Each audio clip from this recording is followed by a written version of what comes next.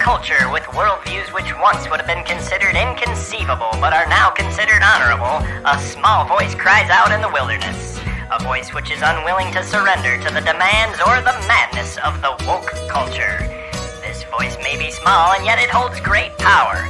Power that cannot be weighed on the scales of a godless culture, but power that will nonetheless stand the test of time, because it is the truth.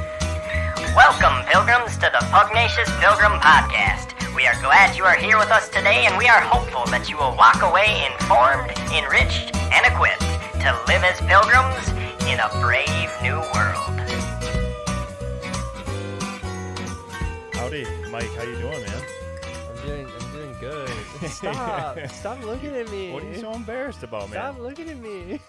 Is that your springtime get up or what's going on? Oh yeah, well we're doing Disney theme, so I figured I'd throw the old Gaston muscle shirt on. I feel like we just got to go ahead and kill the elephant. Just tell us about the shirt. What does it say? What is it? I mean, it says Neo-Gastonist, and it basically means I hate women. No, I'm just kidding. That's not true. It means you care for women. No, it's well, yeah. It means I care about conservative values. Yeah. It's a piece of merchandise from John Doyle, who is also on YouTube as Heck Off Commie. He does a really funny video on how the Beauty and the Beast is like completely inverted from like what our standards should be in the world, where the woman spurns like the classically good-looking, well-respected man, honorable man who wants to make an honest woman out of her, right? Right, and instead chooses to fall in love with a beast. So yeah, what's up with that? Yeah, so it's mostly a video and satire, but it's also a required watch. It'll make you more of a fan of Gaston. Yeah, which isn't bad. I mean, it certainly makes you look at it from a different angle, which I can appreciate. Yeah. We got some people. JJ's chiming in saying not only nice shirt, but he thought Gaston was wearing the shirt. So that's not that big. I got quite a long ways to go to fill this baby out. I'm down almost 30 pounds, so it's time to turn around and start shooting back up. Well, welcome, pilgrims, to the podcast. Tonight's show, the reason I'm wearing a Mickey Mouse shirt, I don't have as cool of a story. I just had to find something Disney, and obviously Mike is wearing his anti-Disney shirt, which we can, hopefully... It's funny that I already had an anti-Disney shirt. Exactly. No, I agree. Yeah, so... welcome to the podcast, and this is the Pugnacious Pilgrim Podcast. If you're joining us for the first time, we want to say thank you for doing that. We are a weekly show that we try to go out live on Thursday nights at 9 p.m. So thanks for jumping in. We got a cool show lined up for today, and I don't know. We had a kind of a change of plans last minute because as you are aware, we've been talking about it on the show, but in the month of April, we're starting the Pilgrim's Progress book. So that journey starts for us actually tomorrow, April 1st, April Fool's Day. But kind of as a April Fool's Day prank on us, Mike, Pastor Neil had to bail out on our conversation tonight. So I told him it was okay, but secretly it's not. Yeah, I think secretly we should say it's not. And, that doesn't mean that we can't give him a hard time. Secretly, publicly, we should say that it's not okay. Yeah, I feel like... he told me he was starting to get sick. I'm like, dude, you were fine 10 minutes ago, and now all of a sudden you're sick? Yeah, okay. Exactly. The pressure's on, and all of a sudden you're sick. I feel like, when he's here, maybe we can tell him a gentlemanly G.I. Jane joke and just see where it goes from there. And maybe we could pull a Will Smith, Chris Rock scenario, but I mean, probably. I'm not sure. We should probably see how that all plays out, legally before we try and jump in it ourselves. But anyway, he's not joining us tonight, so we're gonna postpone our conversation on the Pilgrim's Progress. But that doesn't mean we're not inviting you guys to join us. So if your plan is to join us, we're still gonna start tomorrow. And for those that have no idea what we're talking about, Mike, would you kind of give them a brief rundown of what we're trying to get at? I wasn't paying attention.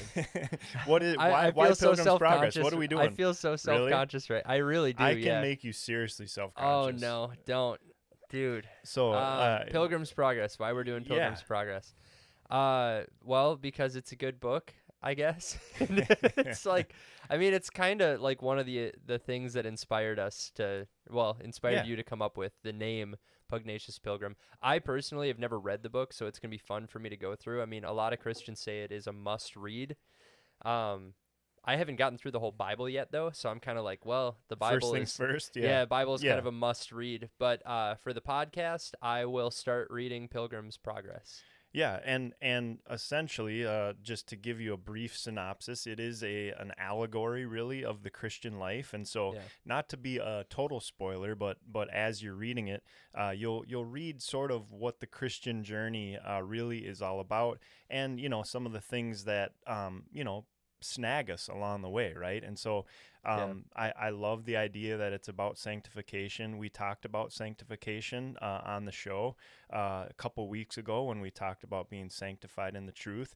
And I think the modern day church, I don't know. I mean, some of these big words that have been labeled Christianese over the years, I think we failed to use them as much as we maybe should. And because of that, I think a lot of people don't necessarily have a good understanding that the Christian journey really is about God setting us apart, making us holy, chiseling away the sin that remains in our life, and that it's not supposed to just be our best life now, as much as Joel Osteen would want us to believe that. That's not Name it actually, and claim it, yeah, brother. exactly. So I'm excited about the book. I'm hopeful that some folks would join us in it. There's a lot of different ways that you can get this. This actually supposedly, we're usually a facts-based show, but I haven't really validated this. But the claim is that it's the second leading English book sold in America next to the Bible. And so, I've if heard that that's as well. true,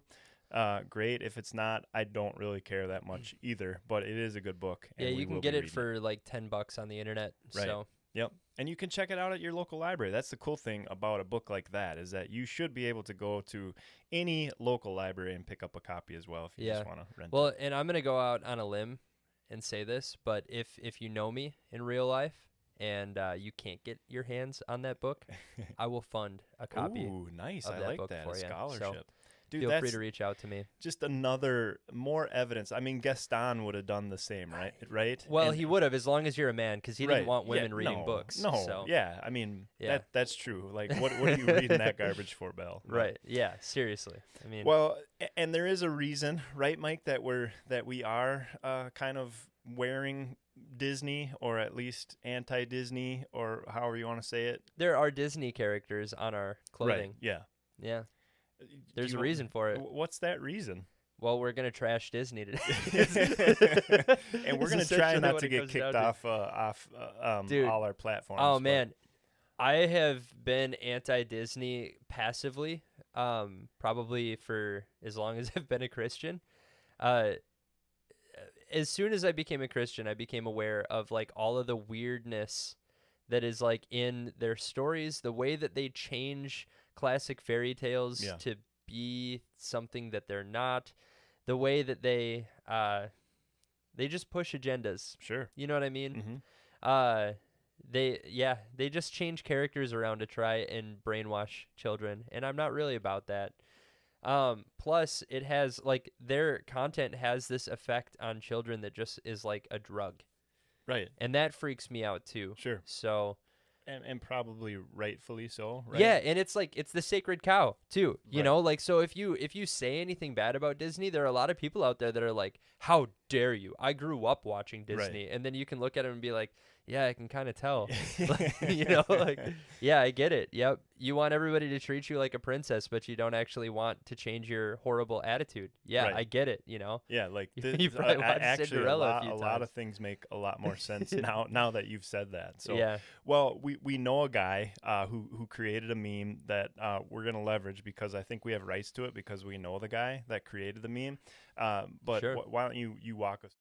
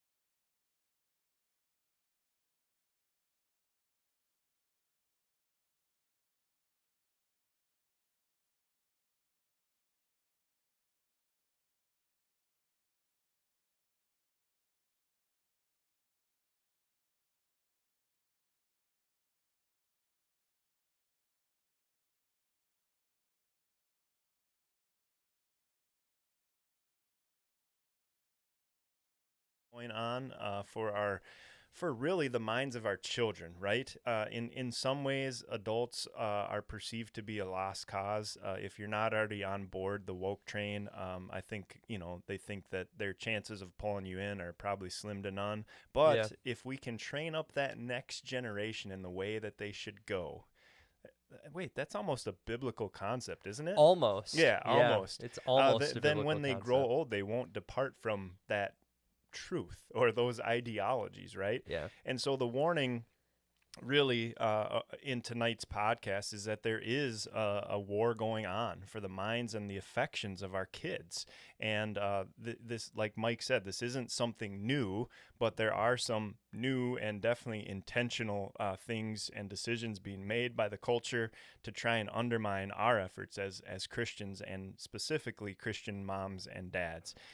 And so we want to take tonight's episode really to just kind of dissect what that looks like, some of the things that we've been able to discern as we've put our radars up on culture, and then really hopefully ask and answer the question, what can Christian parents do about it? I mean, what is our obligation? And so that's really what we're going to be talking about tonight. And we just figured, it made sense to wear Disney stuff as we're having a conversation. As uncomfortable as wearing this, I feel like I'm naked on camera. Not that I would know what that feels like, but it feels like that's what that would feel like, is what's going on right now. I'm not I feel like I'm showing too much of myself. Yeah, and I feel like for the first time probably ever, the Quasimodo that we've had as part of our show for a long time actually makes a little bit more sense now, because he's a hunchback, right, from Notre Dame. Yep, a lot of people probably didn't even notice that, but he's right there. There he is. Yep. And I can do the hunchback thing, But yeah, didn't we talk about modesty once, and now here I am not being modest? We never did our modesty show, dude. We never did it. The problem is we had talked about it, but there were so many other podcasts that we were listening to at the time that were also doing it. So it just felt like, dude, if we did a modesty show right now, it would just feel like we're, riding somebody's coattails. But which we would have been. That's true. And we have. Yeah, we definitely have. There's nothing new under the sun, especially the Pugnacious Pilgrim podcast. Yeah. So I mean, we're riding Jesus's coattails. That's true. With our faith. So. That's true. Yeah, I like that. Not that we pitch our stuff that much, but we do have some merchandise that folks can purchase, and so the hats that Mike and I wear regularly are available. As you can tell in the bottom left-hand corner of the show, or of the screen, we also have a new shirt out that says, "If you can be anything, be humble." So we're not just about being pugnacious. We're also about growing in the fruits of the Spirit as well. And we would love if you could support our show in any way. That cash money that goes towards purchasing these shirts or any of our merch goes directly to help, keep the show running. It's a pretty low budget thing, which it would be nice if we could afford maybe a higher powered desktop or something like that doesn't shut down in the middle of streams. That would be pretty cool. Right. That has happened frequently. So, we love, and like we talked about a few weeks ago when we were at the bowling alley and just randomly saw another guy wearing our hat. That was really cool. I mean, obviously, it was really cool. We knew him. We had some connection to him. Well, you knew him. So it was cooler for me. Yeah, that's true, because you didn't know him. So I'm like, hey, dude, you've listened to me talk before. This is I don't know. Do I just say hi? I'm Mike. Do you know that already? Is this? Yeah, it's strange. It's gonna be even more strange now that he says, dude, your Gaston shirt was he's gonna have. Well, he may have seen it if he was at the bowling. Oh, that's true. I wore it for true. The 10th frame of the third game. That's true. Because a guy called me cocky. So I was like, you think that's cocky? I was wearing this underneath, so I had this tucked into my jeans. I think that made it even weirder, is that it was tucked in. That's the part I think that actually weirded our bowling team out most, was not that you pulled out this legit muscle shirt, but that it was also tucked into your jeans with your belt on and You know your what? bowling shoes on. You know what, though, man? I don't think anybody has more fun than us. That's so. true. I can second that, and we don't need any grotesque adult cards to make that happen. And we either. also don't need gratuitous amounts of alcohol to make that happen. That's true. We which is do pretty fun. usually need a pretzel, a giant pretzel. But that's only. I don't know if need. You weren't really supposed to talk about that. Oh, we're not. We're not supposed to talk about the pretzel. I mean, it's kind of shameful, isn't it? What, eating the pretzel, or that we need it? What? I mean, it's shameful. So now you've told him we need a pretzel, and then you're going to tell him we have to eat it too? Dude, come on. You're like just divulging all of our secrets. Yeah, and mostly the real secret is that the only way we get pretzels is when we earn them by really poor bowling. Yeah, by And not so- by not doing well. Yeah, but I anyway, think I've owed the most pretzels of anyone. I don't know, man. I think I still owe the most pretzels. I still owe and 3. I got hung again yesterday. I did too. Did you? Yeah. Oh man, we we're, both did. We're never. I mean, hopefully there's not carryover like into next season if there is a next season. I should get mine wiped out though, because I'm the only guy who won all of his games yesterday. That's true. So Yeah, I'm the only guy that lost all my games yesterday. yeah, so Maybe all the pretzels should go on to me. yeah.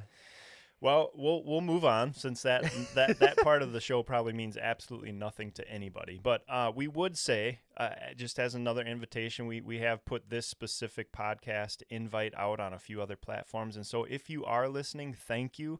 But we would also ask and encourage for you guys to interact with us because that's part of the reason that we wanted to go live, is that we wanted to be able to answer any questions that come our way, take any feedback, any questions, any comments from those that are listening. And so you can go ahead and chat with us on the YouTube channels. And we promise that if you do, we will get back to you, unless you're just a bot saying weird things that the bots tend to say on our show. Yeah. But- Get out of here, bots. Yeah, get out of here, bots. I know you're listening. Yeah, exactly. They're listening.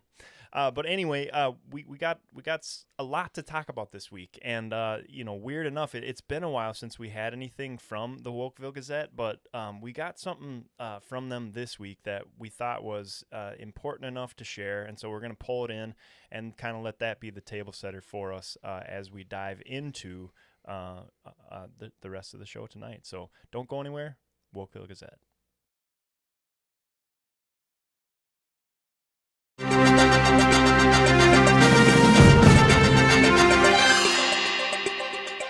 As strange as it may seem, there is a new phenomenon among women today which has scientists and doctors confused and baffled.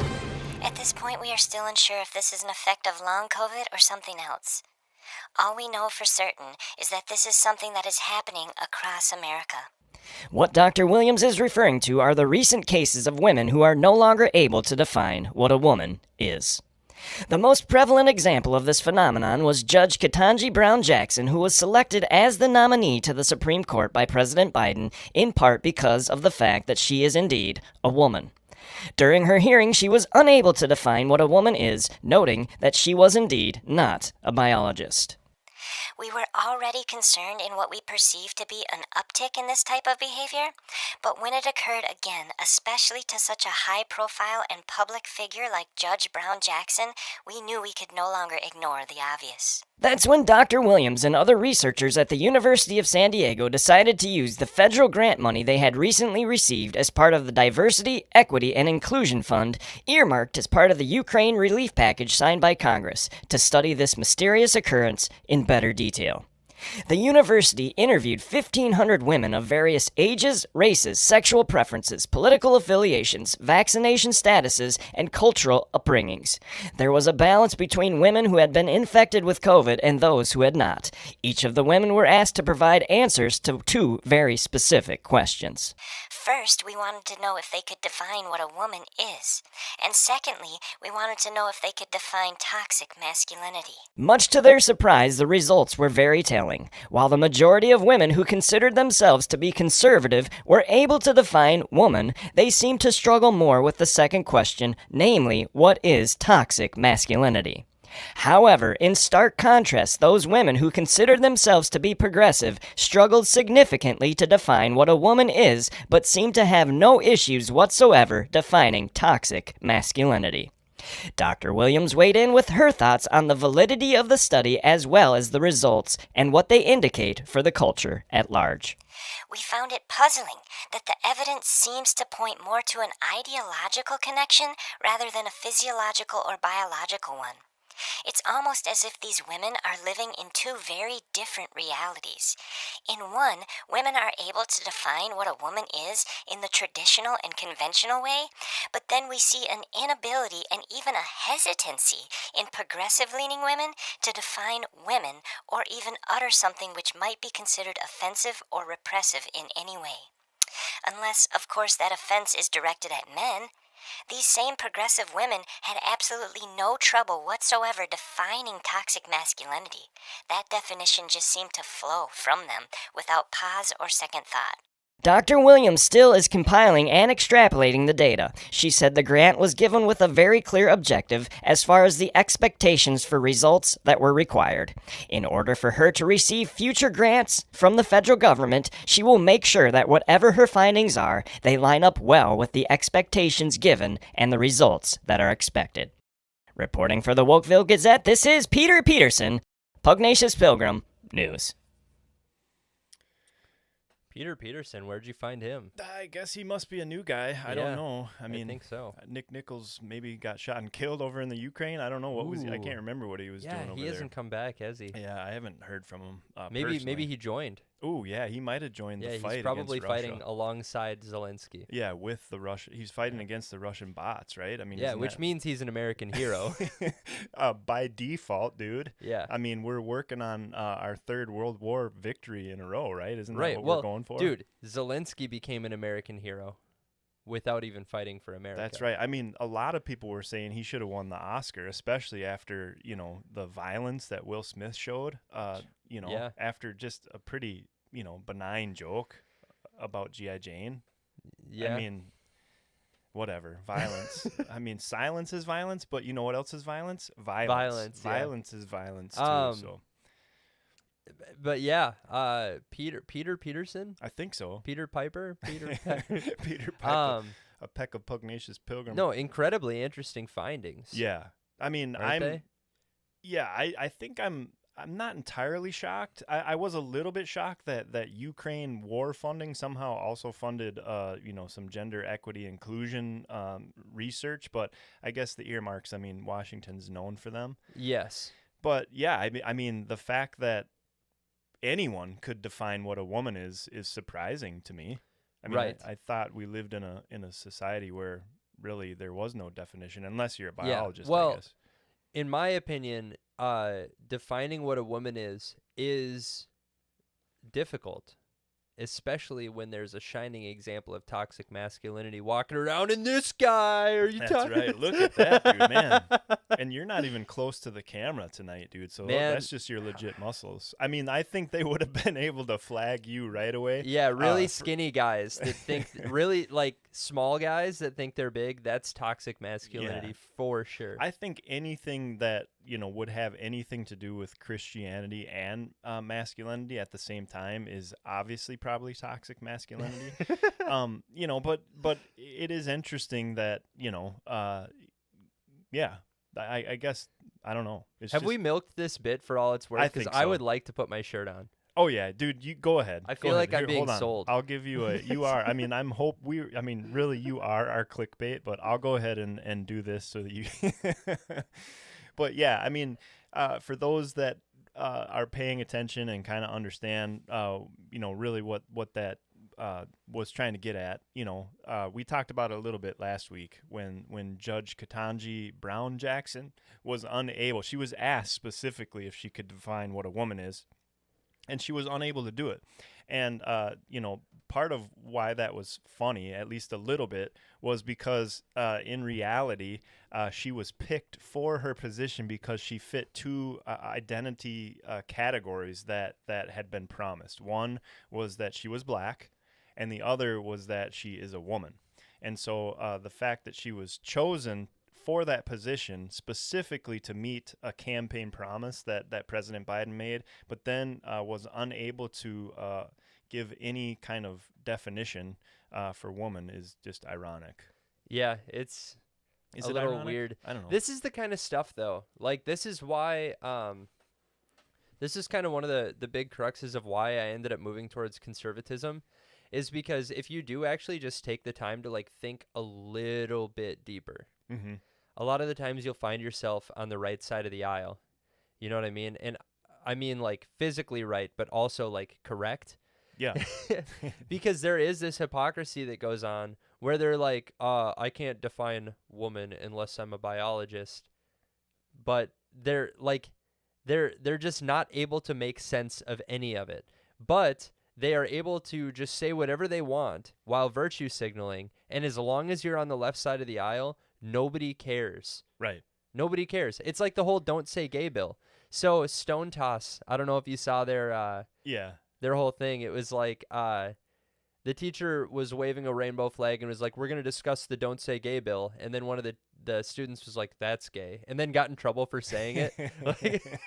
Yeah, because that's exactly what you talked about. When we were growing up, you got in trouble for saying gay. Yeah, I'm pretty And sure now Stone Toss listens to us. They probably so. do. That's probably where they got it. And you know, this, I mean, just to be fair, we're, you know, a lot of this hypocrisy happens on both sides, right? Because, you know, we heard, at least I think just released today, that Caitlyn Jenner is now joining the conservative news organization Fox News as the new conservative voice of the program. And it's like, dude, what? Like, that is not conservative, right? But Yeah. just because supposedly Bruce Jenner, who dresses as a woman and I think has probably even had surgeries to more fully live into his delusion of being a woman, just because he says he's conservative, now conservatives are supposed to embrace him as a conservative voice. I mean, that's straight up silliness. And Well, this is another one of those things. Is I hope that this is like a crux that gets people to realize, right. like, the media is not your friend. I don't Right. care if it's Yeah. Fox. I don't care if it's CNN. Like, I mean, my dad, right? And Dad, I love you. I know you're probably listening.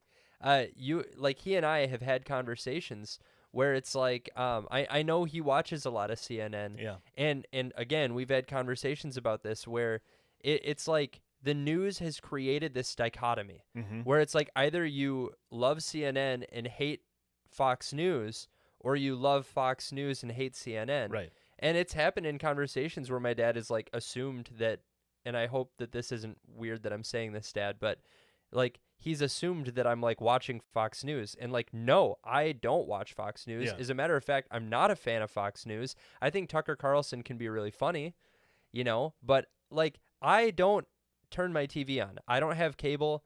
My TV probably, I haven't even looked at it.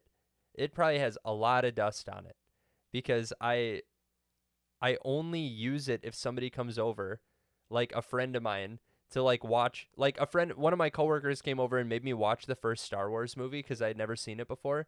I think that was like one of the first times my TV got turned on in like months. So are you like when you, and just not that it matters, but first Star Wars meaning episode 6 or episode 1? Like the Isn't it like episode 4 was the first 4, one? yeah, 4. I'm sorry. Yeah, I don't know. know. I said 6. But yeah, 4, 5, and 6. Dude, were the it was original three. phenomenal. I couldn't believe that I hadn't ever seen it before. It was a really good movie. Then I tried to Yeah. watch the 5th one, and I lost all interest. So maybe it was all about having somebody with me that was like passionate about it. But anyway, that's neither here nor there. My point is that the media is not where Right. we should go to get our news. It just isn't. And by media, I mean mainstream media. Right. Like, And I think the other thing to be, you know, it's not okay to make peace with media just because they say and do some things that you agree with, right? And I Yeah. think that that's kind of, you know, part of what we want to discuss tonight as well, is that, you know, it's like, you know, there's like a running meme of like, you know, someone coming home and, Mom, Dad, I have to tell you something. And they're like, oh my goodness. And they're waiting for their kid to say they're gay, you know, and so they're like, oh, it's okay, honey, we accept you as you are, you know, we love you, we're always gonna love you. And she's like, no, Mom, I'm not gay, I'm conservative. What? Oh, you know. Yeah. And but in some ways that's how we treat, you know, certain things like, oh, well, at least it's not MSNBC, or at least it's not, Huffington Post, but dude, look, there's an agenda behind all of these programs, right? And to your point, like, they're called programs for a reason, right? For sure. And by the way, Fox News isn't leaning more conservative. They're No. leaning more liberal. Right. Every day. Yes. Every day. And this is just more evidence of that, right? If we didn't have enough, this is just more evidence of that, right? And again, that's just another reason why, for Christians specifically, we can't rely on politics to be the end-all be-all answer, right? Because you might have some things in common with Caitlyn Bruce Jenner, right? As far as political ideologies, or even, where you stand on certain things politically, right? Or your genitalia. You might have that in common. There's a good chance we all have something in common with Caitlyn Jenner, men and women. But the point is that there is there's a little bit of leaven, right? Isn't that how Scripture talks about it, right? That a little bit of leaven leavens the whole lump, right? Yep. It's not, you can't embrace rat poison just because it's 99% healthy stuff that you can eat, right? It's the small percentage of it that isn't, right? And one cool analogy that a pastor friend of ours actually used one time, because he wanted it to make a little bit more sense, is that, you come into a house and you smell fresh baked cookies, and everybody knows what that smells like, right? Like chocolate chip cookies, and you're just like, oh yes, I'm super excited. And you walk in and you're like, can I have one? And they're like, sure, yeah, go ahead. But I just want to warn you, as good as they smell, there is a little bit of cat poop in there. Not that much, not very much. So, go ahead and eat. How many of us would say, yeah, I'm all in, right? Like, probably an embarrassing amount, but it's like, dude, maybe this analogy's breaking down with Mike. Man. Wait a minute, chocolate chip? Okay, yeah, I'm still in. It depends. But yeah, I mean, I think the are point. they keto? are they gluten-free, vegan sensitive, or whatever?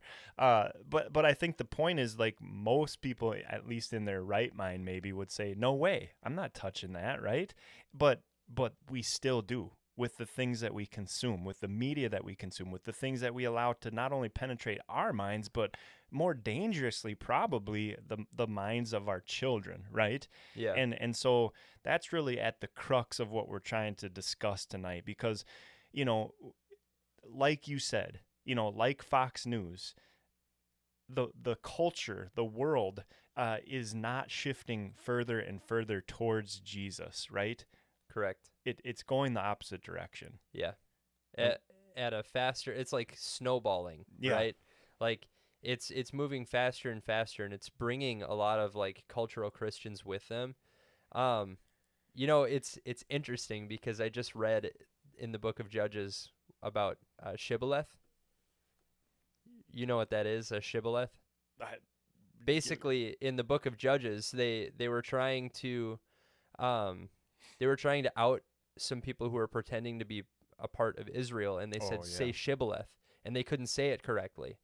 And that's how they knew that they were imposters.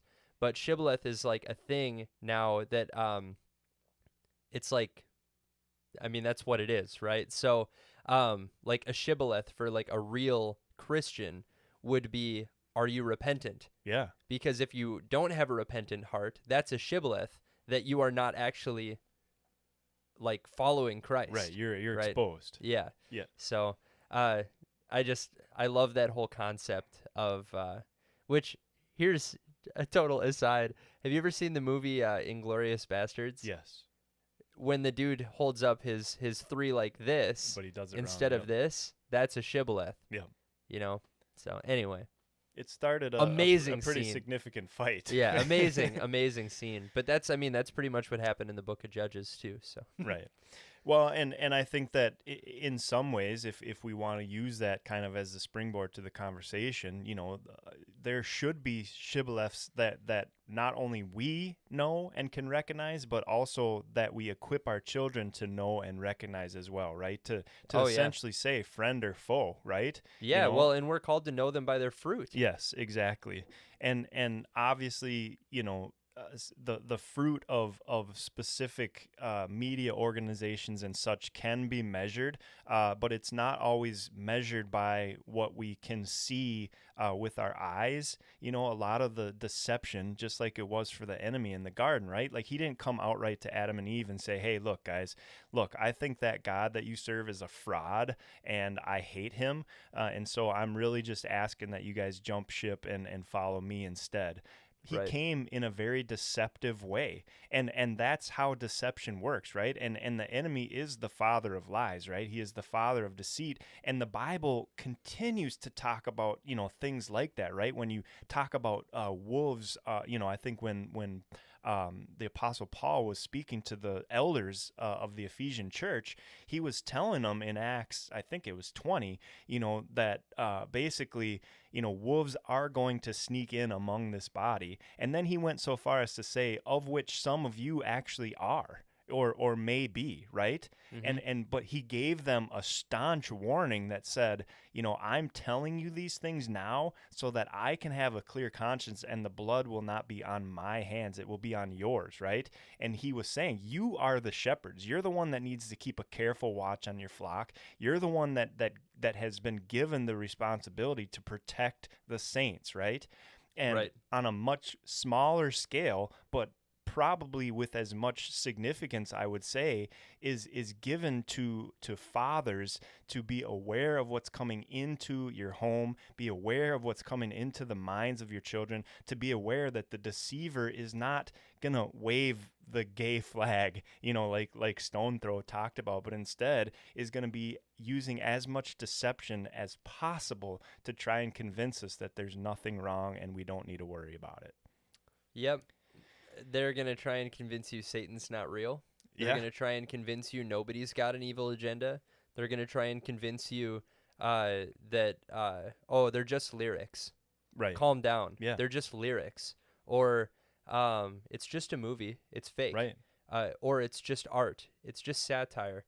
What, are you trying to shelter your children? No, I'm trying to protect my children. And just quick disclaimer, obviously I have no kids, but this is, believe it or not, something I put an awful lot Yes. of thought into, and I care an awful lot about the children of my friends and family, and I will be a father one day. Yeah. So this is like, I'm trying to store all of this up in my head so that I can give my kids the best shot Yes. of like making it through childhood and into early adulthood as strong Christians. Right. And I feel like, again, I'm using feeling, but it is my observation and my discernment that far too many families aren't really thinking about these things with as much sincerity and probably severity as they ought to. No, be. man, the whole world says, "Hey, just throw your kid in front of a TV. They'll grow up." You know, or like just send them to daycare. Like they'll grow up. You know, just show them what it means to be a hardworking parent, which like is great for a man, but it's like then both parents go and work, and then the kids are like, "Wait, so I don't really have a parent here right now." Right. And they'll come to that point where they realize that they wanted their parents around more often, but it won't be until they're like an adult and it's too late. Yeah. You know, like I remember the amount of freedom that I got when I was younger, and I am so grateful for everything that my parents have done for me. The way that they raised me, obviously doing the best that they can, but there are a lot of things that I look at and I'm like, I'm not going to let my kids do that. Yeah. You know, I feel like the Lord rescued me from myself. The Lord rescued me despite me. Yeah. You know, and I have just from that experience, like there are so many things that I'm gonna be specific and careful and intentional about the things that my kids are exposed to, and I think everybody should care more about that kind of stuff, because I even see people in, oh man, and this is where it really bothers me, is when we have Christian brothers and sisters that just seem really, really relaxed while their kids are like living in disobedience and like going down really nasty and disgusting and evil paths. And you just see the parents kind of like, it's just their wicked heart.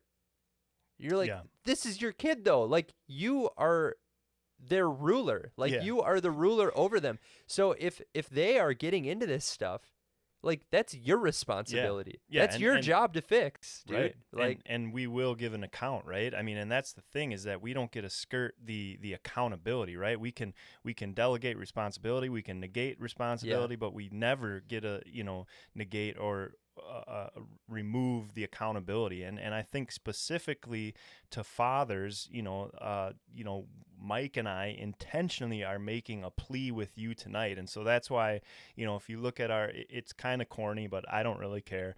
It's Dadication, right? Because we you and I, we come from more of a Reformed, maybe Baptist bent, right? And so at least where we land right now, we don't participate in child baptisms, right?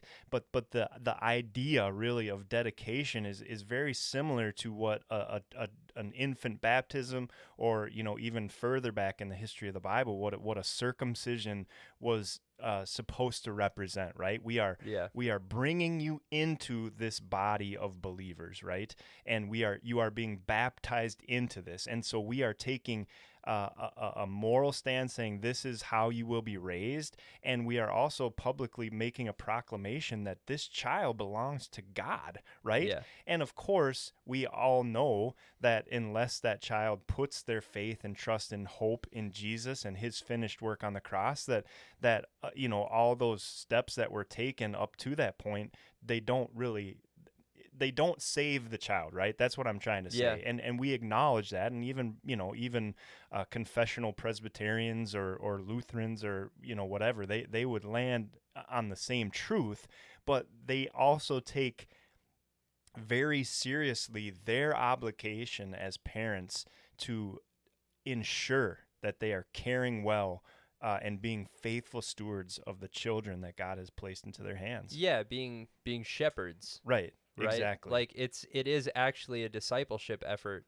Yes. It's not just that you need to make sure that your kids make it to adulthood alive. Right. You need to make sure they make it to adulthood alive and well. Spiritually, physically, mentally.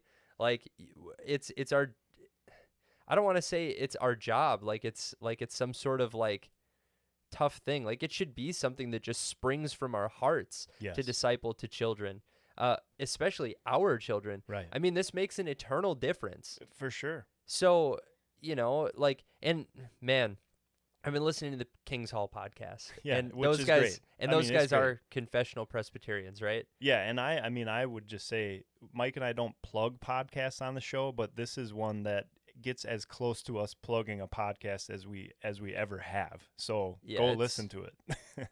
It's thought-provoking. Yes. And not inappropriate. Right, Like some yeah, of yeah. Eric Kahn's We can stand by other it. stuff can sometimes be. I like Eric Kahn, but Yeah, I I think understand he's a he's good a dude. little harsh. Anyway, Not for like, the faint of heart. yeah, well, for men, right? For hard men. Right. Yeah. any- Hard men. Anyway, they started talking about this idea of, in the Baptist world, and I don't think they were necessarily just talking about Reformed Baptists, but in Yeah. the Baptist world, you get a lot of parents that raise their children kind of like, oh, well, you just did that because your heart is fallen and deceitful and broken, and well, why did you do that? And then have them like repeat, like, oh, because I'm fallen and I'm broken and I haven't accepted the Lord into my life. And essentially what it breeds is this like super high anxiety in these kids that ends up like leading them towards just complete disobedience, because they get themselves so hardened to consequences that they're like, all right, well, I'm just not saved. So I'm just going to kind of do what I want because I'm not saved. And it doesn't matter because I'm not in covenant with anyone. So I'm just gonna go ahead.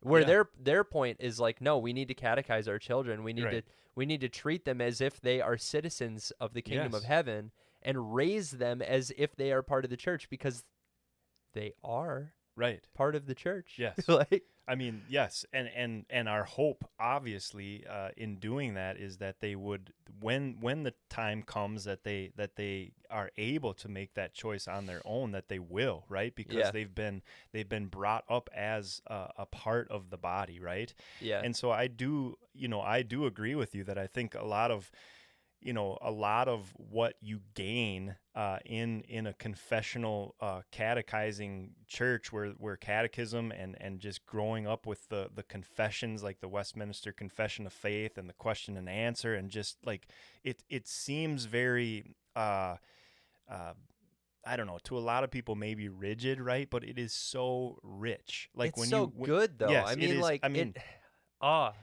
yeah. I mean, like anything else, right? It can be used inappropriately. It can be used to give false assurance, right? But the knee jerk to a lot of that stuff is that well, because I've seen it used bad, well then it can't be used for good. And it's like, no, you're missing the point. Like this was foundational to the Puritans. This was foundational to John Calvin. This was foundational to raising up the next generation of Christians. And I feel like because we've seen it done wrong, or we've seen it maybe not produce the fruit in certain people, we throw it out as if holistically it's bad, when in reality it is indoctrination, right? Like we should be indoctrinating our kids into and if the we're not faith. doing it, the world is going to do it. Absolutely. And that, I mean, there's no in between. There's no in between. Either we are the ones that are putting information into our kids' heads, or the world is going to be the ones putting information into our kids' heads. Yeah, there's no middle ground. Yeah, but to kind of go back to what you said, Jason, like catechism has been a dirty word in my head as long as I've been Christian, because I've never been Catholic.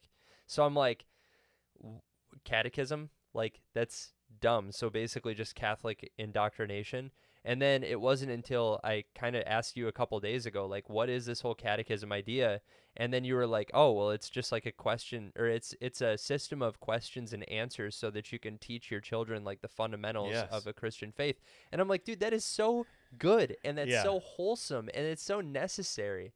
Right, and I think a lot of people have looked at it as if it's dry and it's lifeless and it's spiritless, and it's like, dude, it is information that is absolutely foundational to Christianity. And for me, I was raised kind of in a evangelical Baptist upbringing, right? So we didn't have that, and it wasn't until I was an adult and really examining my faith and really trying to grow in holiness that I stumbled into really Reformed theology at all. And then certainly like the Westminster Confession of Faith and the Westminster Shorter Catechism, where I'm like, dude, I mean, this is like Bible answers, and so when you really think about it, not only is it equipping my own soul with richly systematic theology and deep theology and theological truths that are foundational to my faith, but it, when I study it and I examine it and I know it, it's actually equipping me to go out and be an apologist, to go out and be an evangelist, to go out and have answers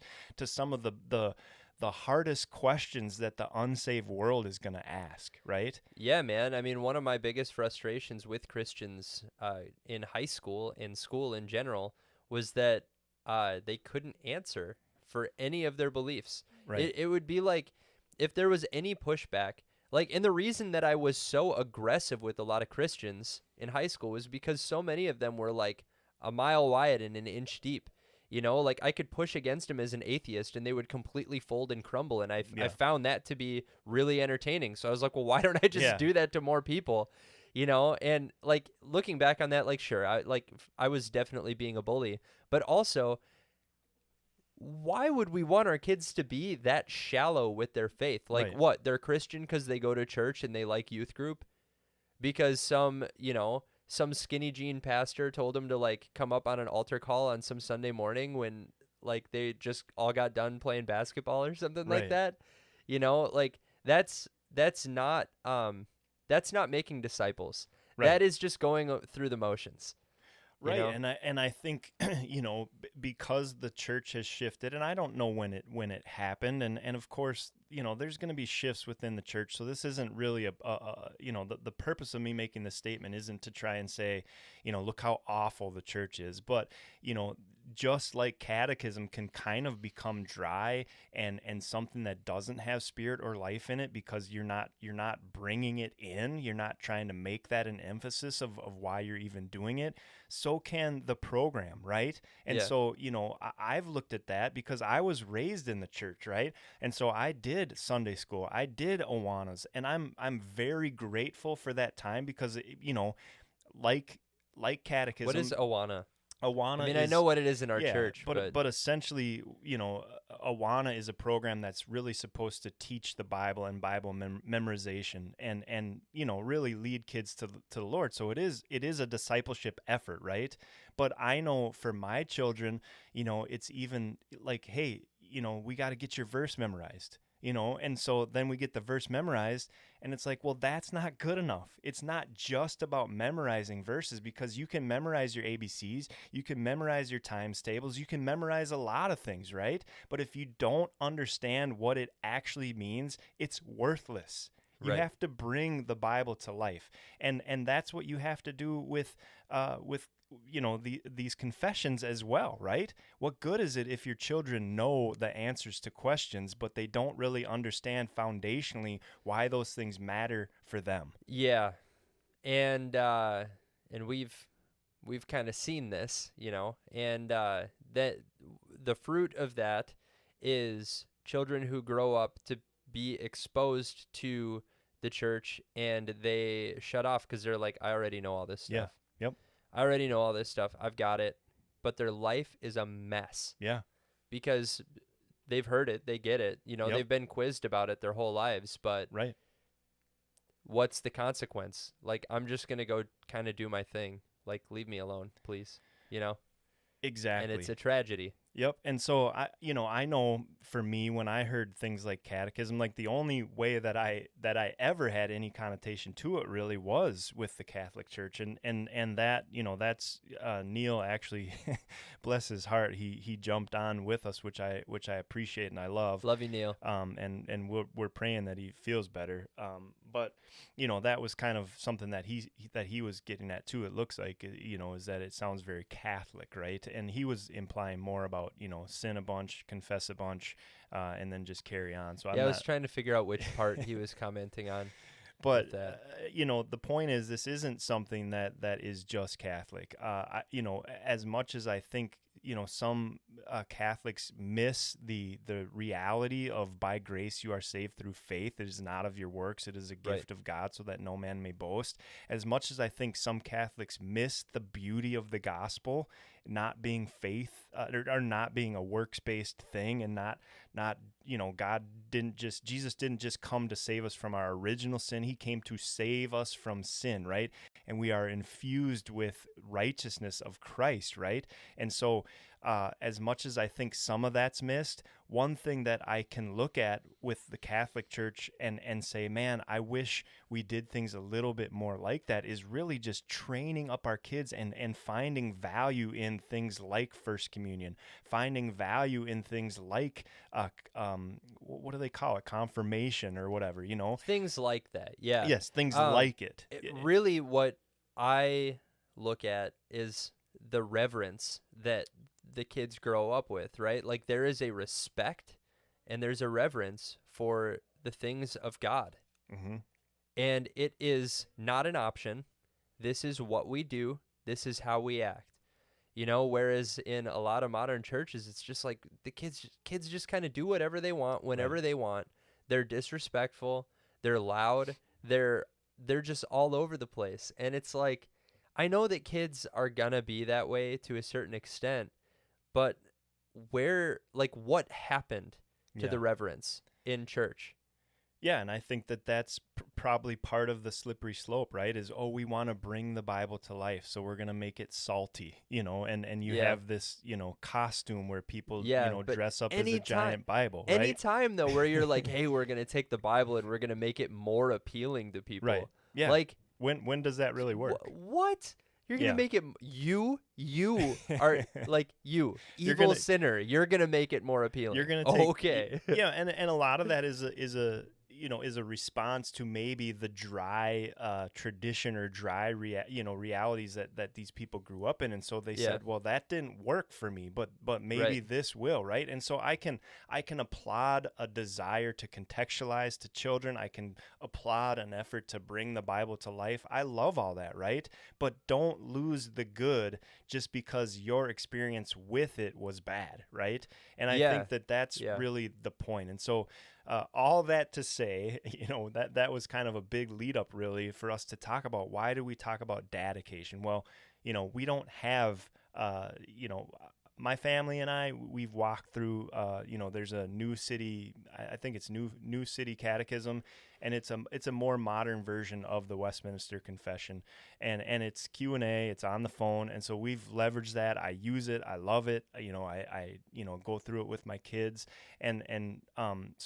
but ingrained into our church, there isn't anything like that, right? And so we have this idea of dedicating a child, but what does that look like? I mean, what is Is child it just a dedication? ritual? Like, but that's the question. Yeah, for sure. You know Yeah. what I mean? Like, why are we doing what we're doing? Yes. Is it just so that we can have the appearance of being good, or is it so that we can actually do something good? Exactly. And so what we're going to play here, as we kind of lead into the last half hour of the show, is Disney's version of kind of confirmation. This is what they're promising to do to make sure that they can indoctrinate your children.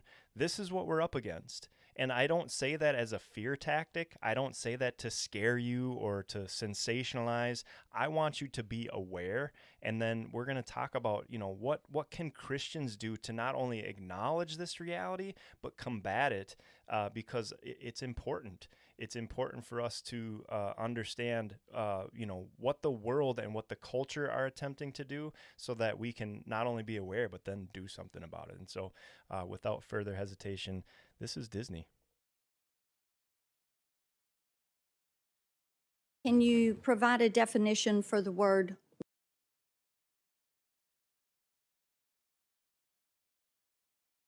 All right, that's not Disney, Mike, obviously.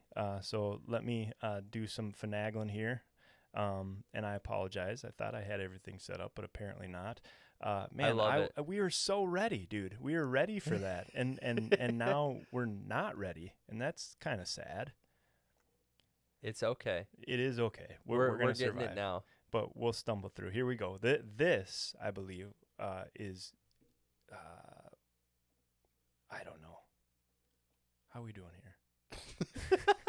I feel like we need some Jeopardy music or something. Man. Dude. No, I don't want to get. I mean, will we get a copyright strike for that?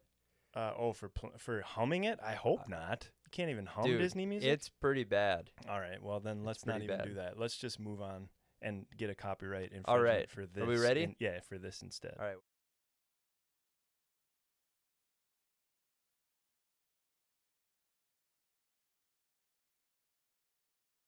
Last summer, we removed all of the gendered greetings in relationship to our lives fields. So we no longer say ladies and gentlemen, boys and girls. We've provided training for all of our cast members in relationship to that. So now they know it's hello everyone or hello friends. We are in the process of changing over those recorded messages. And so many of you are probably familiar when we brought the fireworks back to the Magic Kingdom. We no longer say ladies and gentlemen, boys and girls. We say dreamers of all ages. I'm here as a mother of two queer children, actually, one transgender child and one pansexual child, and also as a leader. Many LGBTQIA characters in our stories, and yet we don't have enough leads and narratives in which gay characters just get to be characters. On my little pocket of Proud Family Disney TVA, the showrunners were super welcoming. Meredith Roberts and our leadership over there has been so welcoming to my not at all secret gay agenda. And so I feel like I felt like it was, I mean, like, maybe it was that way in the past, but I guess like something must have happened in the last, like they are turning it around. They're going hard. Let's have these two characters kiss. Let's in the background. This, like, I was just wherever I could, just basically adding queerness to like if you see anything queer in the show, I'm proud family. But like, I just was like, no one would stop me, and no one was trying to stop me. We're also reacting from the reality that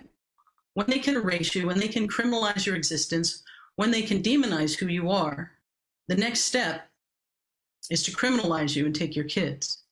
And we're already seeing that in Texas. So the slippery slope between these ugly messages, emanating from legislative leaders in our state, and then amplified by our governor, whose spokesperson immediately began calling everyone who opposed this bill groomers, AKA pedophiles. Yeah, I've had the privilege of working with the Moon Girl team for the last 2 years, and they've been really open to exploring queer stories. And so I put together like a tracker of our background characters to make sure that we have like the full breadth of expression.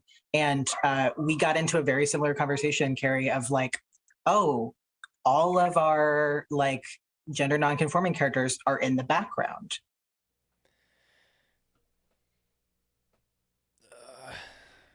I mean, tell me you have low testosterone without telling me you have low so I'm not trying to be a jerk.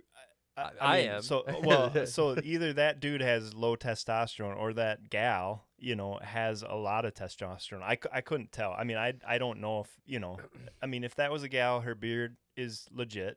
Yeah. But I just have to say, like, in order for, so the context of this is it was a private Disney meeting that got leaked. Yep. Right? Yep. They're clips from a private Disney meeting that got leaked. A Zoom meeting that was talking about the agenda. For all of this stuff to penetrate the culture of Disney and to get to the point where it is, that didn't just happen. Right. That didn't just happen.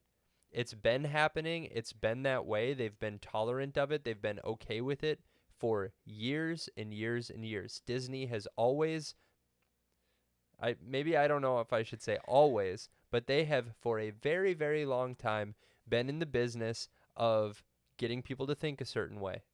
Yes. That's why they do what they do. To me, at least, it seems that way. So I guess I shouldn't make a truth claim about it or whatever. Right. But to me, it's clear. Yeah, I mean, for sure. I mean, I just recently listened to a story, a documentary really about Walt Disney, and I know that his vision was different than how this is playing out, but essentially he understood the impact that he could have on a child's mind, and his goal with that was to bring in wonder and fantasy and a lot of the things like maybe you see even in stories like Beauty and the Beast or stories like Snow White and the Seven Dwarfs or Cinderella, right? Which is imaginary. It's fairy tale. Virtuous things like wonder and fantasy. And they're not all bad, right? I mean, when you look at Lord of the Rings, that's fantasy, right? But it points to something greater than the hero of the story, right? It points to something greater than Prince Charming swooping the gal off her feet, right? And so I don't know that Disney's ever been neutral, from a Christian worldview point of view, I guess. But now, I mean, absolutely, there as you can see, there is an explicit agenda there, right? Like they were, there was a walkout because obviously Disney World is in Orlando, Florida, and Florida just recently passed the Don't Say Gay legislation, right? And even though Don't Say Gay or LGBT don't appear anywhere in that legislation, really what the legislation is aiming to do is to say, hey, stop grooming our kids. Right. And so when she's talking about even the governor's talking about grooming. Yeah. Stop grooming our kids. My kindergartner doesn't need to hear about sexuality. Like I don't talk to my kindergartner about sexuality. And I don't want you being the one training my kindergartner in sexuality. Right. So, stop grooming our kids. I don't know why that's offensive when that's what's taking place. Well, so I remember being on the side of like, oh yeah, absolutely. Like public schools should teach, safe sex and like sex ed and stuff like that. Like, And now the older I get and the closer I get towards like actually having children of my own, I'm like, I could not imagine feeling comfortable having a stranger talk to my child Right. about sex, really under any circumstances. Yeah. Like, I can handle that. You know, and maybe the problem is that there are a lot of parents that haven't done anything about it, which goes into our point about how many parents have just been lazy with their parenting. Right. In and outside of the church. Inside the church, it's especially heinous when parents just kind of like let things happen and Right. they let things fix themselves because they should know better.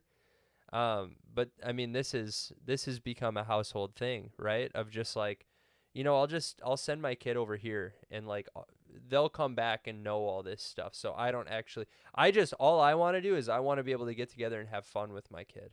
That's the only thing I want to do with my kid. I don't want to have to teach them. I don't want to have to be an example for them. I just want to kind of let them take care of it. And meanwhile, like, these people are like, yes, give us your children. Yeah, I mean, and now they're saying the quiet part out loud. Right. They're like, these are our kids. These are our kids, not yours. Get out of the classroom. Right.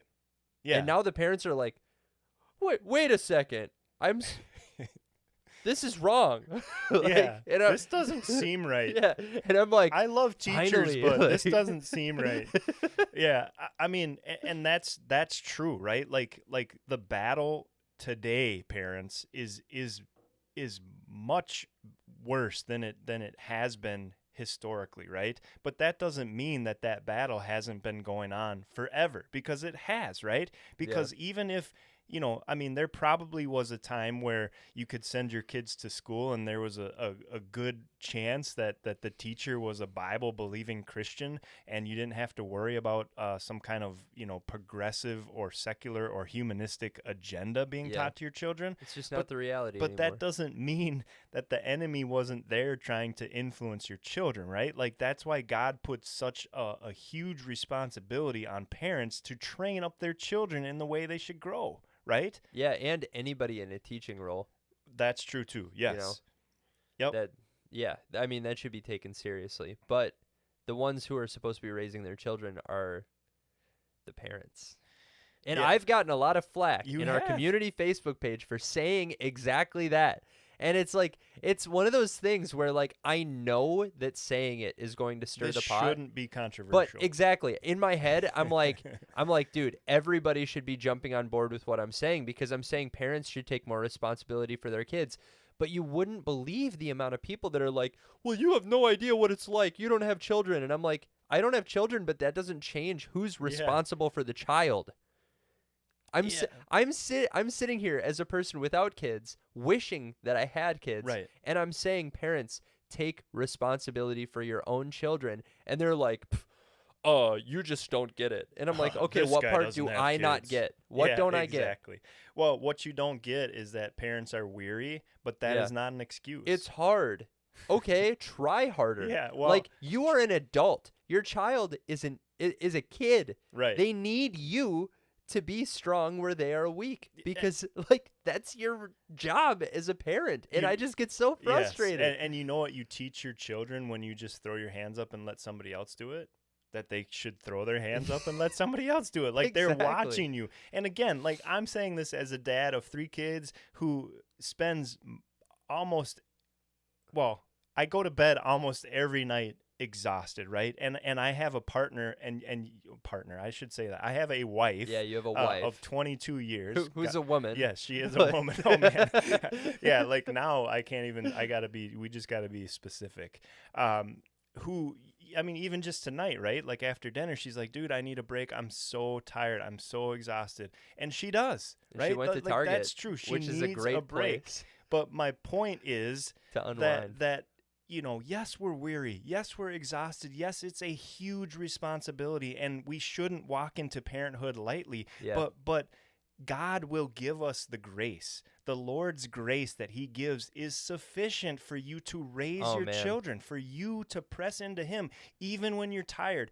To, you know, like, I loved Matt Chandler had a statement one time where he would come home from work after working 10, 12-hour day, right?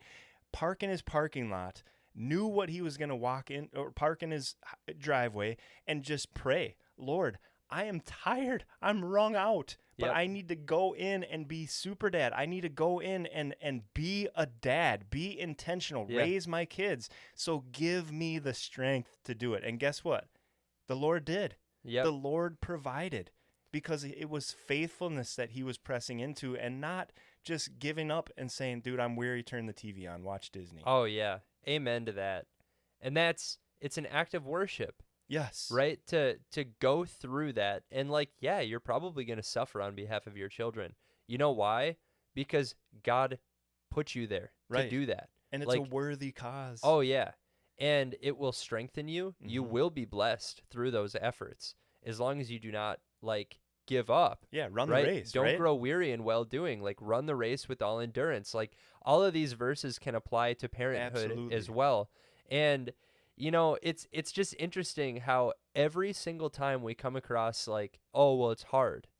It's like, okay, well, think about this. Okay, if Jesus, right, loved someone that didn't obey him, that went against the things that he said, that, you know, XYZ, like, what would Jesus have done? And it's the old trope of like, what would Jesus do? But like, really, really think about it. Right. Because our role as parents is to be the head of the household. Right. I say our role. Again, I don't I have know what parents, you mean, but you do have parents. I You're just don't, not I don't have kids. I don't have kids. I do have parents. I was raised by monkeys. Yeah, and I love my mom and my Yes. dad. No, I know what you're getting at, and you're spot on. And I think, you know, the point I think that we really, really, really want to make is that, yes, it's hard work. And yes, sometimes you feel like, man, I don't want to do hard work. But guess what? The enemy's doing hard work. Disney's doing hard work. They are working hard Dude, to they're make working sure that super they hard. get your children's minds. So who's that gonna they work get harder? Yes, exactly. And the only way you can work hard enough is with the grace that God provides. It's not no one is super dad by themselves. I don't care who you are. You know, God did not intend for us to have the strength within ourselves to do all these things without him. We need him. Yeah, or without wives. Or without wives, or Honestly. without husbands, right? Yeah. Like, you know, there's supposed to be a dad there. And Yep. and yes, single moms, you do have it tough. You do have it hard. You do have it even more difficult, right? But that doesn't mean that you don't have the responsibility. You do. And single dads, you do too, right? You're supposed to have a partner. That's God's design. You're supposed to have someone walking and working with you to be that partner in instructing your children. But if you don't, God will still be the grace. God's grace is still sufficient, and his mercy, his new morning mercy tomorrow is going to be enough for tomorrow. The point is, don't throw up your hands. Don't pretend like our responsibility as parents doesn't matter, because it does.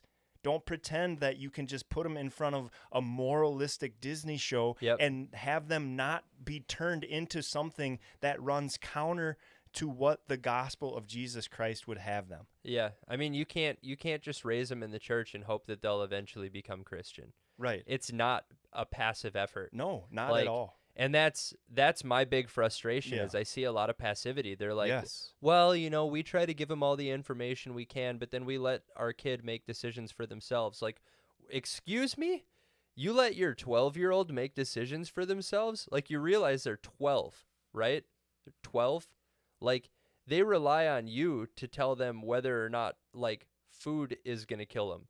You know what I mean? Yeah. Like, they can't walk to the end of the block and back without, like, your supervision. And you're going to let them just, like, make important life decisions on their own? Like, they need you to guide them through these things. Because guess what? And I know you know this, but I'm just saying it more rhetorically or whatever. If we don't guide them, somebody else will. Yeah. If we don't teach our children the gospel, if we don't raise them with the foundations of our faith, if we don't raise them to understand all that the Bible is intended to be, all that our faith is intended to be, all that the Bible teaches us to be, guess what? Somebody else will teach Yep. them something different. Yep. And I see that reality play out so much where it's like, gosh, dude, he used to be such a good kid and I don't know what happened. I mean, we've had our struggles, of course, but I just don't know what happened. And it's like, well, how have you invested? Well, you know, I've given him a PlayStation. I've given him a computer. I've given him. Have you given him what matters most? Have you given him the things that he'll be able to take with him into eternity? Right. And I think the key is just discipline. Like not Yes. being afraid to actually discipline your kids. I'm not saying like beat your kids. I'm not saying that. But you're not saying not beat your kid. No, I'm just I'm kidding. just saying like real Yes. discipline that is going to make them think twice about doing what they did again. You know what I mean? Yeah. Um The Lord disciplines those who he loves, right? Oh, so yeah. should we. We Yes. should discipline our children if we love them, if we truly care about them. Yep. Yeah, I had a lot more to say about that, but I think that is just pretty much it. Just opinion time. Man, and there's so many people that are so afraid of like raising their children in a sheltered environment. Okay? First of all, stop being afraid of raising your kids in a sheltered environment because the consequences of that are way less severe than letting your children be raised in an environment where you have the world trying to completely corrupt and destroy them. I would rather raise a sheltered child 9 times out of 10, 99 times out of 100, where that child grew up under the shelter of a Christian household with a dad he knew he could trust, a mother he knew he could rely on to nurture him, always having food on the table, always having work to do, and always having a firm yet graceful discipline for things that he had done wrong. You're going to equip a child to handle the world in a much better way if that is the case, rather than having a 5th grader come home from school and say, Dad, what is sodomy? Yeah. You know, or like, obviously, Yeah. you know, stuff like, I mean, you can get into those topics in the Bible, but like, Dad, what is, you know, like a blowjob or something Yeah. like that, which is like what 5th grade, probably even younger.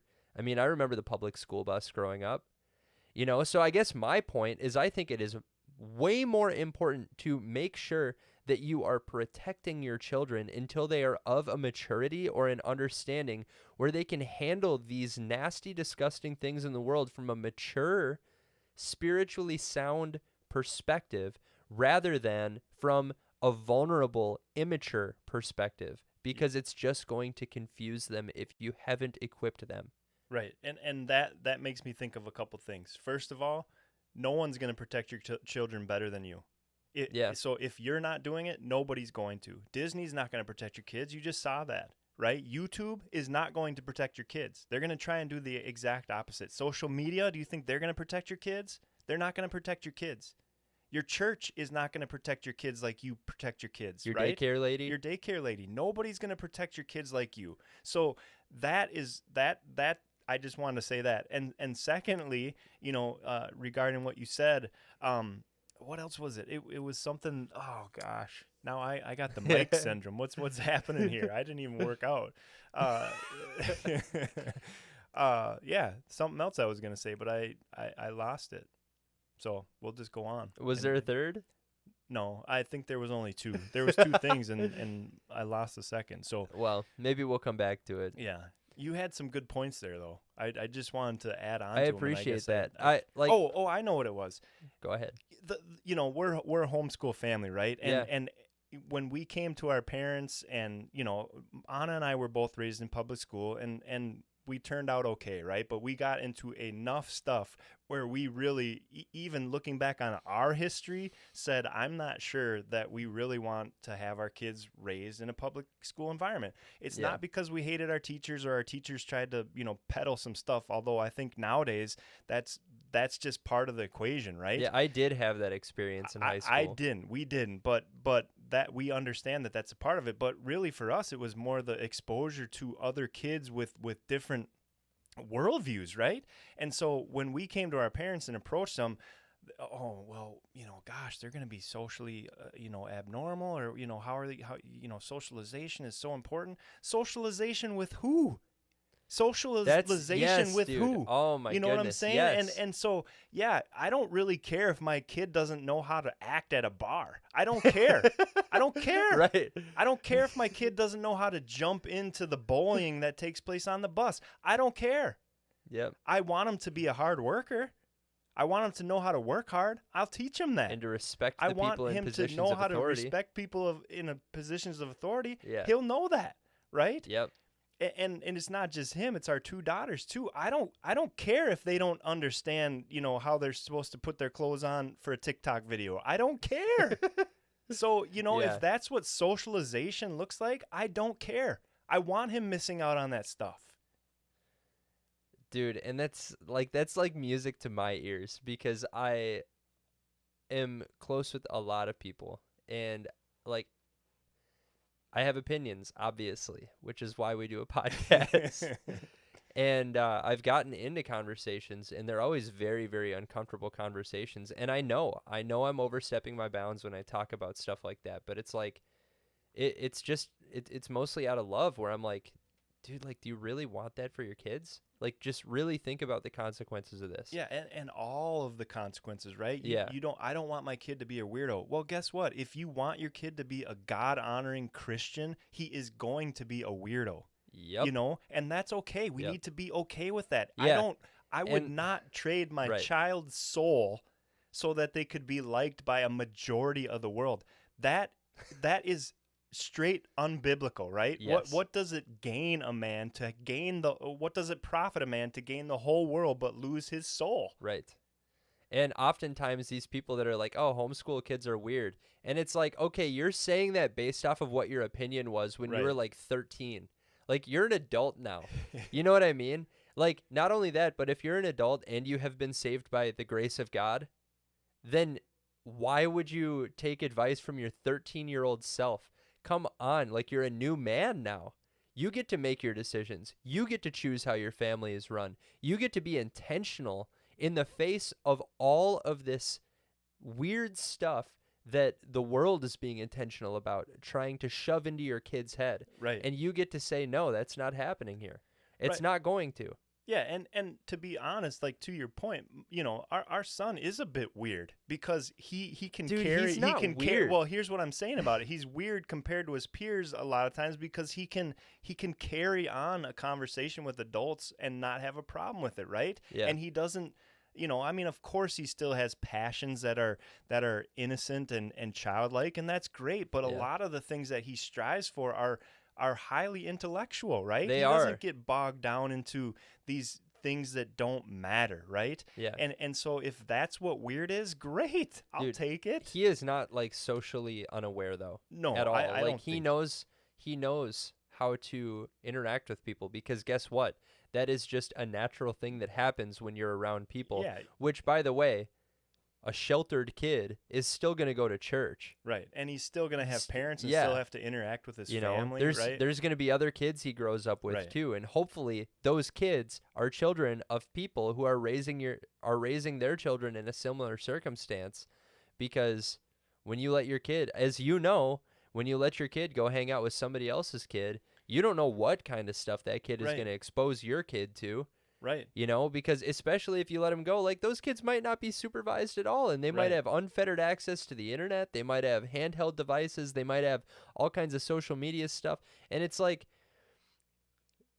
we have to be more careful. Yeah. Is really, I think, what our whole message It is. is. And Yeah. and so that is the premise of Dadication, right? Is really we are making an appeal to parents holistically, right? Yeah. But honestly, this is where Mike and my heart is that we know the significance and importance of a father pressing in and being involved.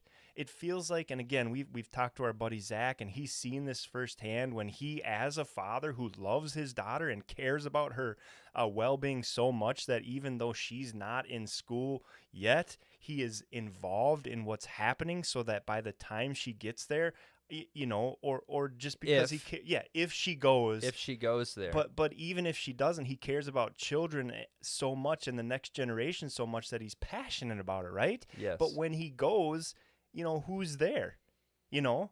And I don't. Some of that's It's probably mostly- changed, right? But it's still mostly women. which is unfortunate. Like, dads, be involved. And I understand, you Yeah, know. and just really quick, it's not a tragedy that women are there. No, that's It's not a the tragedy point. that their husbands aren't with them. Right. That their husbands aren't as motivated on this. That there aren't men out there that are so upset and paying enough attention that they're going to go out there and try and change it. Right. And It's their wives that are doing it for them. yeah, and praise God for the women that are, but men, stand up, please. No kidding. Don't, Yeah. you know, again, like, so I think a lot of it is associated to us feeling like, I don't want to be weird. But guess what, Christians? The time has come for us to give Embrace up the weird. embrace the weird and give Yeah. up this false reality that somehow we can be friends with the world. And again, I'm speaking holistically, right? There are people in the world that need love. They need to know the gospel of Jesus Christ. But guess what? We don't send our kids to school to proselytize, right? We because they're not ready for that. They will be proselytized too. They will be evangelized, and not with the gospel of Jesus Christ. They will be evangelized with the gospel of the enemy, with Yeah. the enemy's good news. Dude, Guess and what? Yeah. You know what your parents are teaching you? They don't know. Here's the truth. If you really want to love somebody, then you embrace them for who they are, regardless what their sexuality is, regardless if they were born a girl and now, decide that they want to be a man. That's what real love looks like, right? That's the gospel of this world. And Yeah. it is horrific. It is heretical. It is anti-Christian. It is anti-Christ. And it is satanic. And that's what we're sending our kids into, right? And I understand some people's circumstances, they have to send their children to public school. So that's, this is not primarily Yeah. a homeschool gong that I'm banging. I'm But- just saying, and you're on defense now, right? Exactly. I forget who said it. It was probably Eric Kahn. I mean, let's be real. I've been listening to a lot of his stuff lately. But they basically said, like, sending your kids to public school is not a ministry effort. No. Like, your children are they're not mature enough No. in their faith It's not to their be job. going on a ministry effort. Like, what you are doing is you are dressing your children in meat clothing and throwing them in the lion's den. And you're trying to rationalize it in your head, and you're doing a poor job. And Well, yeah, essentially, you're your doing it. rationalization is putting them in even more danger. Yes. Because you're in denial. Like, About what's really going on. yeah. So, that being said, like, sending your kid to public school, like, we're not trying to say that sending your kid to public school is going to result in them being damned to hell. Obviously, that's not true. Like, God is going to do what he's going to do. God is sovereign. Yes. There's a good chance that if you raise your child right and send them to public school, that they will respect their mother and father, that they will be reverent of the Lord, and that they will be a light on the hill for those people in that school. Again, not a ministry effort, but an Right. example. Yes. It's just not, in my opinion, a risk worth taking anymore. I understand that there are a lot of people who have to take that risk, which is why, if you care, you should be going to your school board Yes. meetings. You should be pressing into that stuff, because you can't just let other people do it for you. Because if that's your attitude, there will never be enough movement. No. Never. Nope. And I think the other thing too is if your children are going into the world each and every day and spending 8 hours there, it is totally appropriate for when they come home to be more concerned about the things that aren't the A, B's, and C's and their homework and Right. all the other things that are going on in their lives. You have to be involved. Intentionally involved. Yes. And so it's not sufficient to send your kid to a public school and then just care if they get A's and B's, right? Right. What did they teach you? Yeah, what did you learn? What Who are does your that mean? friends? Who are your friends? Okay, let me tell you what the Bible says about that. Yeah, your teacher might have said this, and that is definitely how the world feels about it, but let's go to the Word of God and see what God's Word actually Right. says about that. Be involved. And so, the whole concept of dedicating our children, right, to the Lord, when we make that step, when we take that step, that is a significant step. And we have to understand all that that includes for us as parents, right? And we have to understand that, like Mike already said, it is an intentional effort. You cannot be passive in that effort.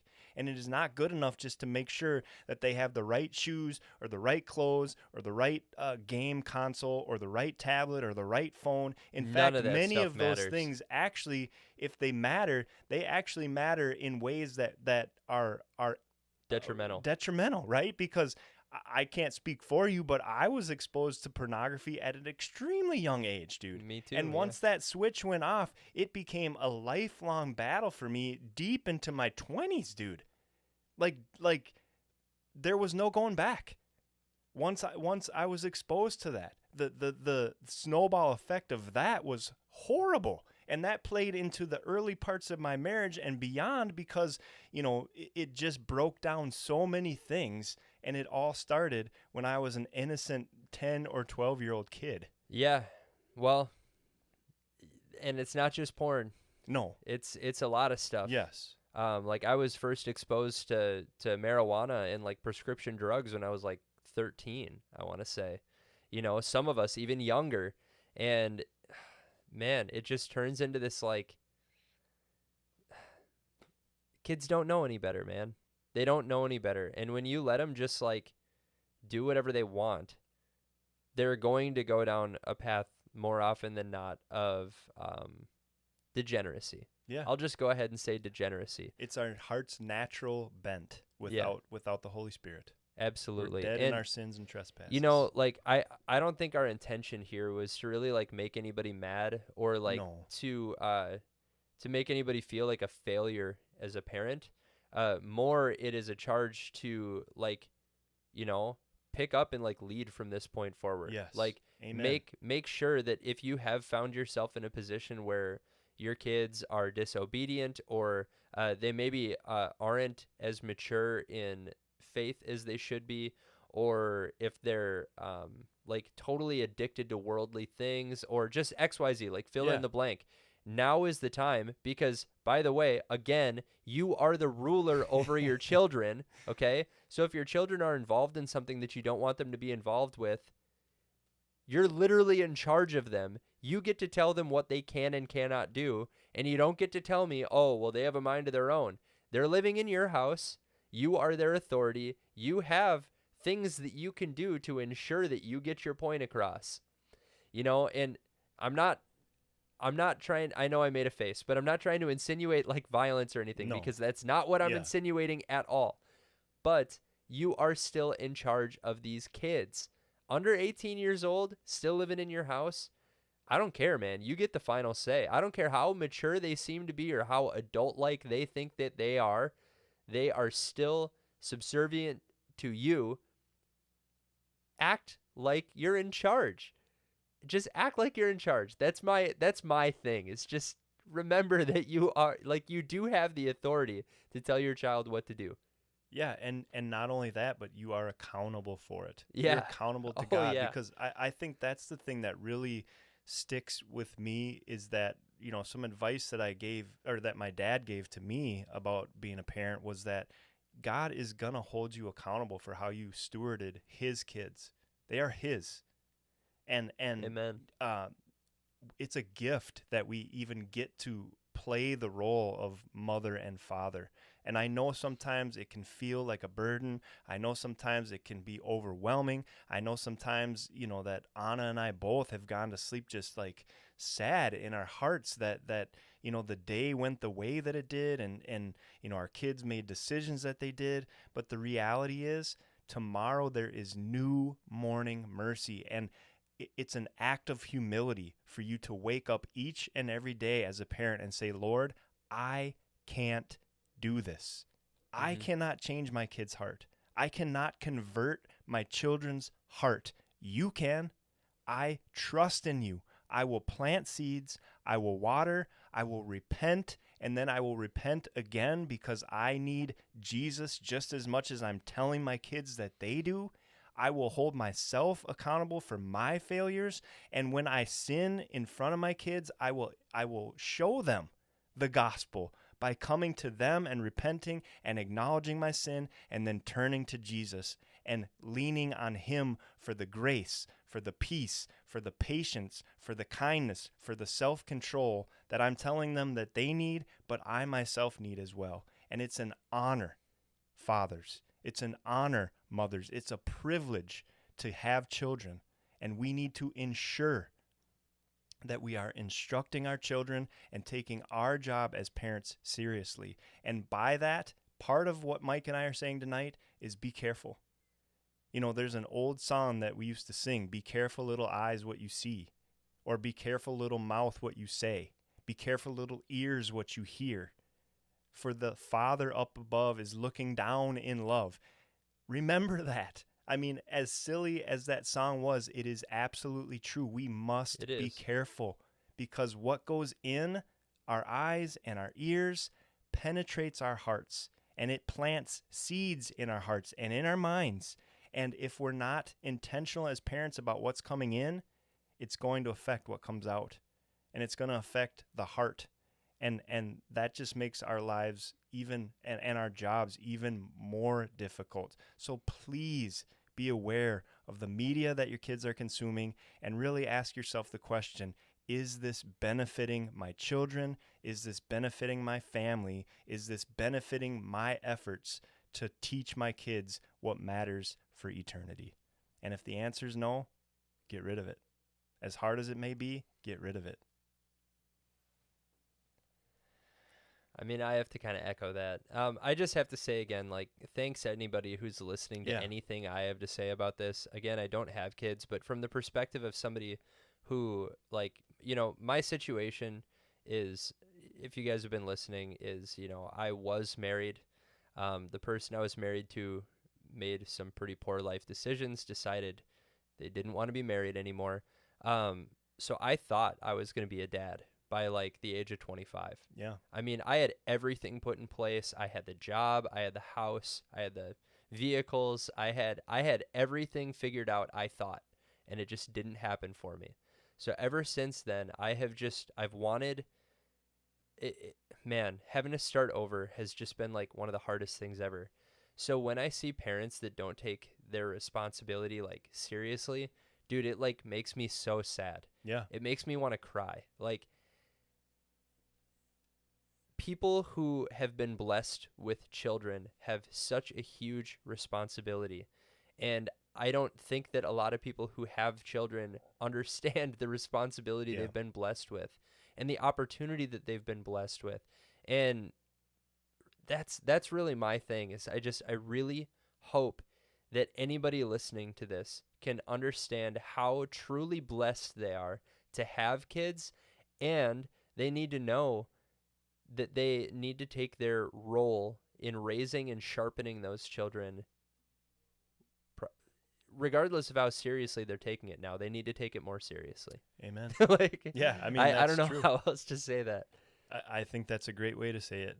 And, you know, we're going to keep banging this gong. This isn't the first time that you've probably heard us talk about these things, and it won't be the last. What we will say, because we love you, is that we will pray for you. And honestly, Mike and I don't have all the answers, but we know where the answers can be found. You know, as a dad, I do have some great resources on how to, you know, invest into your kids spiritually, and even devotional books that have been crucial. Even like we said, there's New City Catechism. Look that up on Google Play or the App Store. It's a wonderful place to start. Question and answers with your kids. Do it at the dinner table. You know, even if it's 5 minutes of devotion a day, that's a place to start. And from there, just let the Holy Spirit lead you. And don't give up. Persevere, because perseverance leads to hope, and hope will not disappoint. And so just persevere and press in and pray. Mike, give us a shout out, buddy. Remember that there's a perishing world out there, so do your part to ensure that they're hearing the truth. God bless you, pilgrims. Stay pugnacious.